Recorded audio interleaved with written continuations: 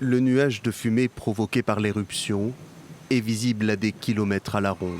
Et aux abords du volcan Semeru, des routes et des villages enveloppés d'une couche de cendres. L'éruption volcanique a été suivie de scènes de panique, comme ici à Lumajang, où des milliers d'habitants ont eu pour consigne d'évacuer les lieux et de se tenir à au moins 8 km du cratère.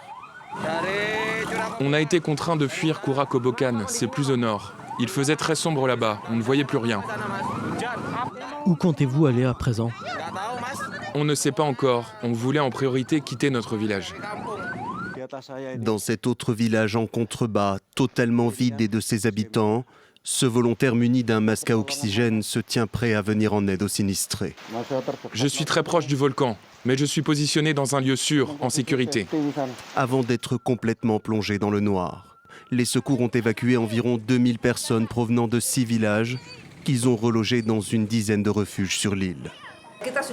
On leur a mis à disposition des écoles et des hangars proches, tant qu'ils seront considérés comme sûrs par le centre de volcanologie. Une fois que la situation sera stable, les habitants pourront retourner chez eux. Mais en attendant, ils doivent rester dans les abris.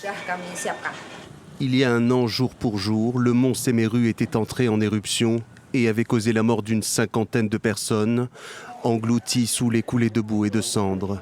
Des tragédies récurrentes en Indonésie, un pays situé sur la ceinture de feu du Pacifique, et donc en proie à une forte activité volcanique et sismique.